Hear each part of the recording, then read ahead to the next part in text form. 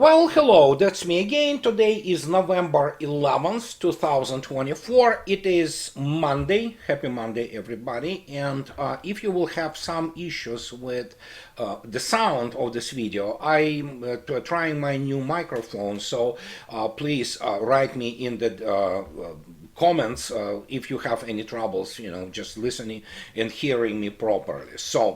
But what you see in the beginning is the yet another Leopard met its in sad fate, so to speak, and this is just the basically symbol, if you wish, the concentrated expression of what is going on right now in special military operations. But we will start today with what essentially I've been warning from the get-go, that just, very many people have all kinds of the positive feelings about Mr. Trump winning the American US presidential elections.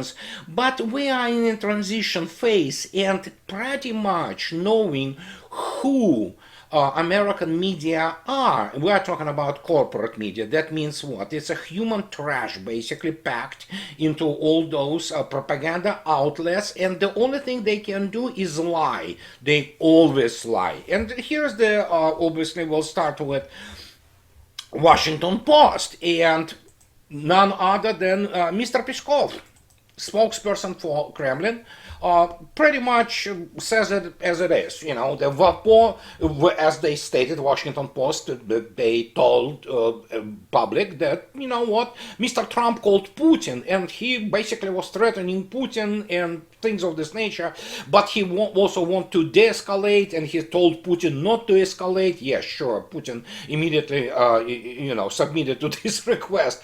But here it is, Mr. Peskov. Washington Post, Putin-Trump call claim pure fiction. The newspaper report about a purported conversation absolutely doesn't correspond to reality. Spokesman Dmitry Peskov has said. The Washington Post claimed on Sunday that Trump called Putin after winning a new term as US president to discuss his vision regarding how the Ukrainian crisis could be deflated.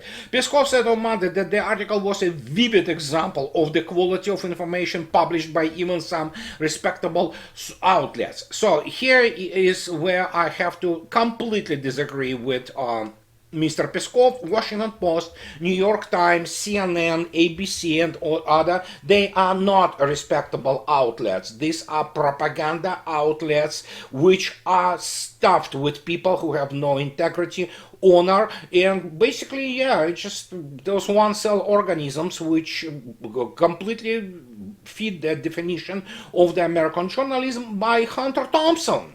And I cannot pronounce it here, speak about it, or quote it directly, because obviously my channel on the YouTube will be demonetized. But you can go, and many times I presented to you what they are. This is who they are, and make your own conclusions. I will not say that all of them like this, but majority certainly is. And those people, as I already stated, they will lie, they will cheat, they will steal. And so why did they do this? Well, because they're sour grapes of the Democratic National Committee and Democratic Party. We shouldn't call it Democratic Party, really. James Howard Kunstler called them the Party of Chaos. But we have basically have it's the Party of the Perversion, essentially. That's who they are. And as you can see yourself, Washington Post was caught yet again on lying through their teeth, making things up, because obviously they will try to do anything they possibly can to first discredit Trump administration, and of course try to basically damage even further already pretty much destroyed Russian-American relations. And this is what they are there for. And they represent all kinds of the so-called, how to put it politely, they call them intelligence services, but many people correctly call them lack of intelligence services in the United States and elsewhere in the West. And this is just, so to speak, give you immediate their insight into this whole situation. And but if anybody will ask me what are the intentions of Mr. Trump, I don't know. That's my constant point, that people, we are in transition situation, and we will be hearing this garbage, basically thrown, or just unloaded on our heads all the time. All of it will be done for one or another political purpose, and we have to stay alert, and just develop some kind of the defense mechanism in order to recognize that we are being fed trash. This is what American corporate media are. They are trash, as are people who work there primarily. So, but let's get to our situation, which, of course, Mr. Trump and his election did provide some kind of the change in the political outlook in the combined West. And we will start with this guy. I know they are not, I am on record, and most of the top brass of NATO, they are not real military professionals. They are political operatives who made it to the military political top, just, sucking on, well, I will not use this, but licking somebody up. Okay, I'm not going to be talking about this too. So they basically sycophants, okay? And here we have this guy. He is Dutch, okay? Well, and evidently he was a commander of the Dutch Dutch destroyer in his life, until he made it to the, admiral of NATO, Mr. Rob Bauer. He's very aggressive. He's Dutch dude, and the US-led bloc's troops would already be on the ground in Ukraine if it were not for Moscow nuclear arsenal, Rob Bauer claims. And let me put it this way. This is the intellectual level. He is also the sore loser.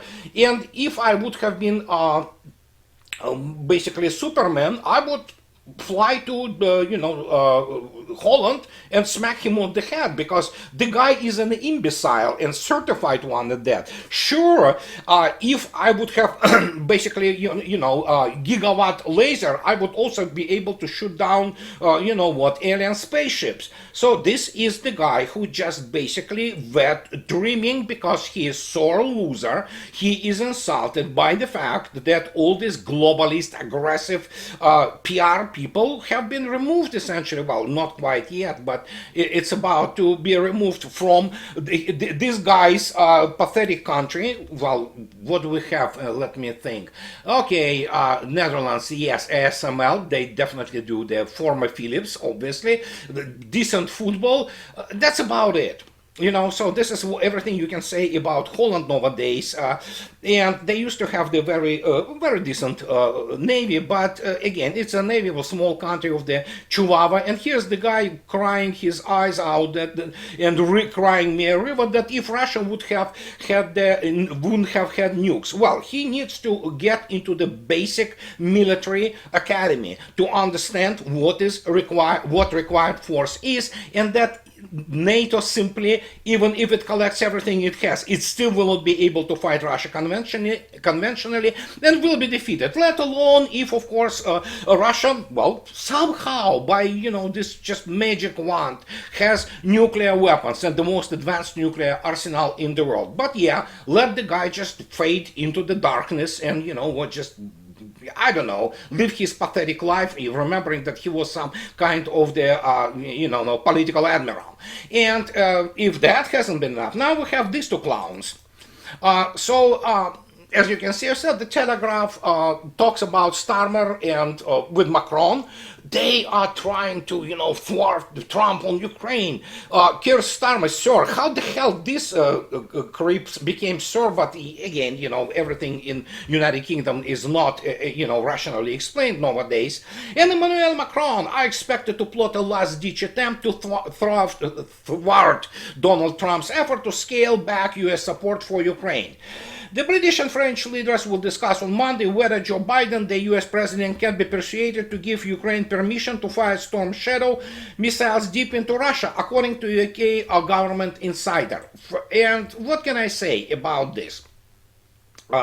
I spoke about this on a number of occasions, and in order to launch Storm Shadow, or Scalp, its French version, you need to have the Air Force.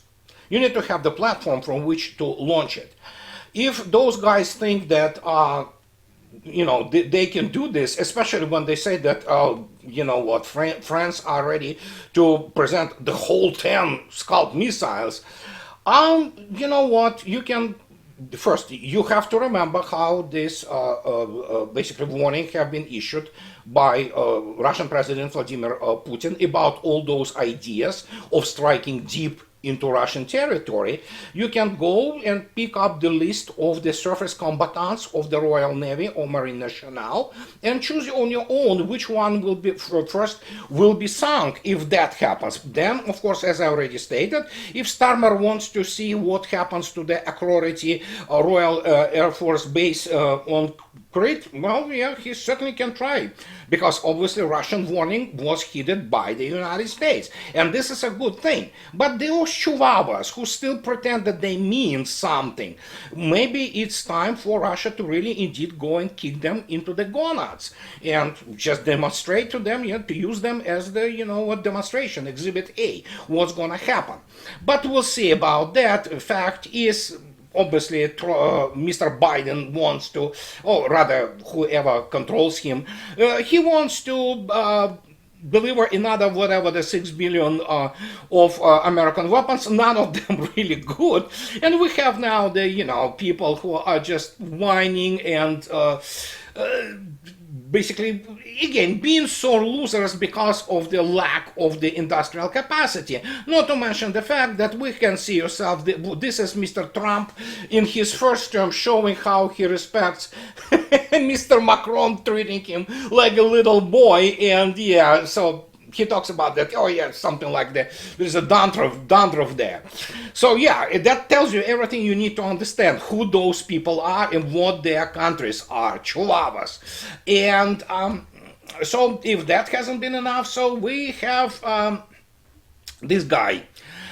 He is a responsible statecraft. I sometimes use these people as punching bags, obviously, because they are punching bags. They constantly expose themselves as completely, incompetent, let's put it this way. But even they pretend that they want to talk about a real, situation about United States and be the realists, being supported by Koch and Soros money. So, and he is talking about, I'm not going to talk about who this guy is, he's nobody. And he said that while the United States is not going to run out of missiles tomorrow, its missile inventory, both offensive and defensive, is dwindling. You can go to the responsible statecraft, you can go and click on those highlighted hyperlinks, and it will take you to the, for example, Center for the Strategic and International Studies, which will give you some numbers, but here the guy says that, although the US government has not disclosed how many interceptor missiles have been given to Ukraine to supply the billions of dollars worth of NASAMS, Hawk and Patriot air defense systems Washington sent there, we do know that it has not been enough. And he's talking about all those PAC-2, PAC-3 missiles, and that, moreover, while our proxy war, at least he admits that, on Russia has strained our resources, an outbreak of hostilities with China could easily increase the burn rate of our ship-based missiles. And he talks about they talk about primarily ship-based missiles, obviously, which are harpoons, and allegedly Tomahawk can get some kind of the secondary anti-ship capability. But as have been stated many times, Russians are using about 15% probably of their military capability in, to fight special military operations. And this is when this guy begins and goes into those numbers, he has to understand it's not just about missiles. And which is, of course, stupid to say that just missiles. You cannot launch missiles by themselves. You need the platforms. Patriot, any version of Patriot is basically a dead on arrival, as Russians demonstrated and continue to demonstrate. And so he doesn't understand that, you can produce whatever, which United States still cannot produce, but you still can produce whatever the number of missiles. If you don't have platform and you don't have launchers, what's the point? What, you're going to be using the slingshot to launch those missiles? But this is the level of the, between all those so-called, people from the media who go out and, offer their primarily amateur ideas on how the war should be prosecuted. Oh, well, it's very easy to understand. United States never fought real war in the modern era, and so suddenly when they see the real, the modern war, well, what do we have? Well, we continue to have, if Washington Post invented completely the situation with the call of Mr. Trump to Mr. Putin, those imbeciles, which Russians openly love, they mock those cretins from the Washington Post, New York Times. No others are there. When even Vladimir Putin trolled them. But then again, you have to understand what is educational level and cultural level of the average New York Times reporter. He's an imbecile. I mean, he is essentially the guy or the girl who knows, well, they have degree in the glorified English. And that's the only thing they know. And when Vladimir Putin openly mocked them about North Korean troops, these imbeciles, swallow it hook, line, and sinker. And this tells you everything you need to know about those media. But here it is. We have the New York Times. Now this, well, what can I say? I mean, you chose to be tabloid, and essentially you cannot use it in even the toilet paper, its printed version. You will get the brain cancer through the anus, if you use this. But look at this, 50,000 Russian and North Korean troops mass ahead of attack, US says. Well, US says nothing, and we already know the approximately professional level of the American intelligence services, who provide some kind of the intel to the higher ups. I mean, it's pathetic. But look at this. They basically repeat again, they continue to repeat this Ukrainian propaganda. Ukrainian officials expect a counteroffensive in Western Russia to begin in the coming days as North Korean troops train with Russian forces. Okay, so sure, I mean, they listen to Ukrainians. Well, what do you expect? And so we have now, you see these three clowns, Julian Barnes, Eric Schmidt, and Mikhail Shuvirts.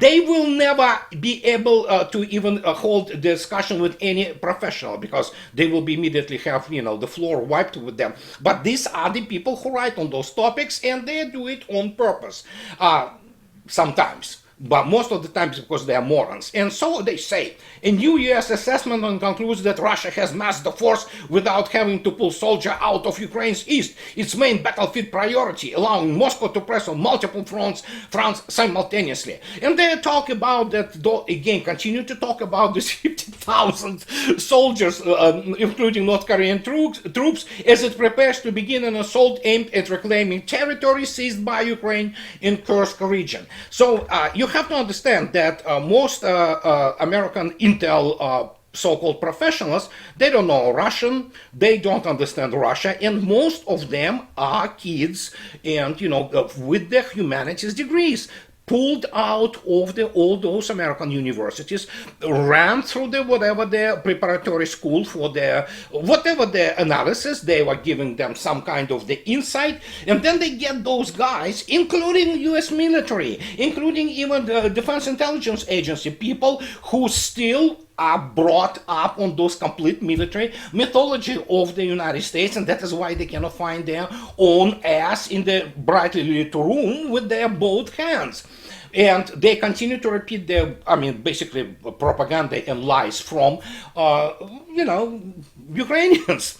But here, let me demonstrate to you. This is scheme, and this is just scheme. You see yourself, this is, they say that there will be 50,000 of the Ukrainian and, just North Korean troops. I mean, you know what? I would love to talk to any US general or colonel from the TRADOC, and I will be all attention if he will tell me how can you actually integrate North Korean troops into the army of the 21st century. But I mean, come on, it's just, morons continue to repeat this lie. But look at this. If you take a look approximately, very, very approximately, make no mistake, on those red lines which I drew for you, they are about, one is about 7 kilometers, another probably, I would say, 12 kilometers, and another about 14 kilometers.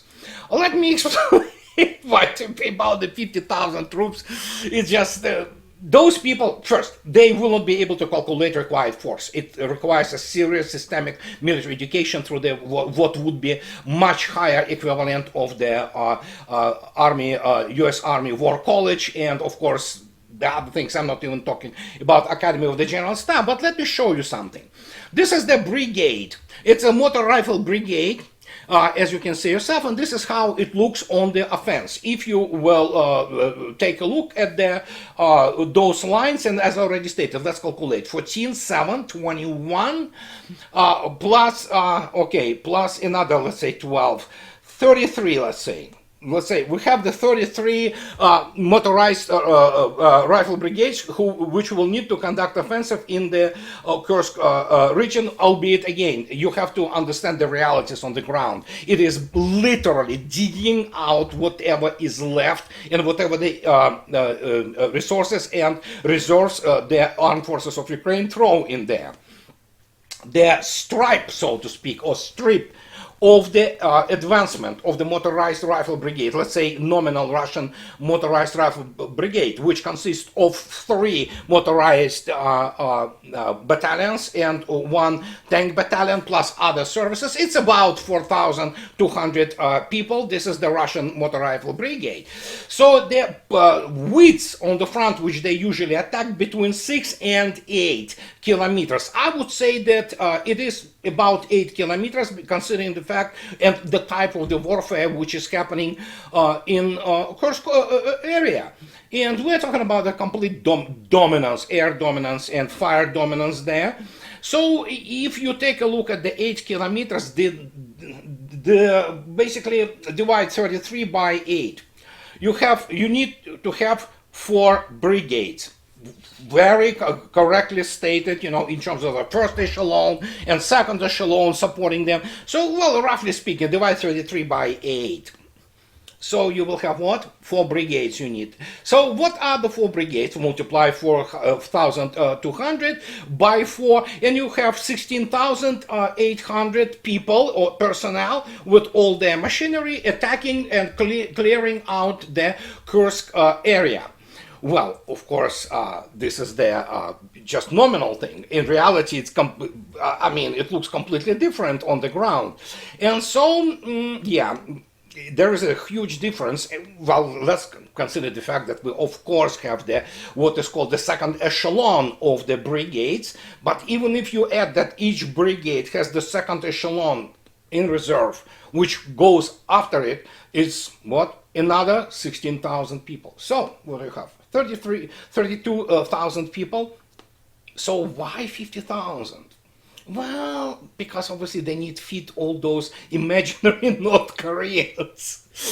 And you cannot explain the imbecile from New York Times or Washington Post, or for that matter from any goddamn United States intelligence thing, which basically provides primarily garbage most of the time, that actually putting those poor, you know, North Koreans there actually will slow down Russians and actually may play in favor of armed forces of Ukraine. But this is who they are. This is what they give you. And this is just not counting the required force. Required force is calculated completely differently, and completely different modeling and adjustment for the current tactical situation goes into this. And you have to have obviously serious clearance to get there, and you have to have a real serious education and military combat experience. Not just combat, war experience. These are 2 different things. There are many combat veterans. War veterans in the United States, very few, actually, if any. So, and so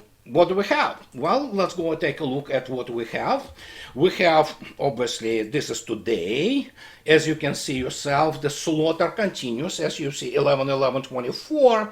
Yet another 2,180. Plus 20 tanks, you saw yourself another Leopard, and there are a bunch of them burned. 108 artillery and mortars, and yeah, if we go and look at what our dear friend Marat Khairulin offers us, well, let's take a look at the Kupiansk area. Well, here's Kupiansk area, as you can see yourself.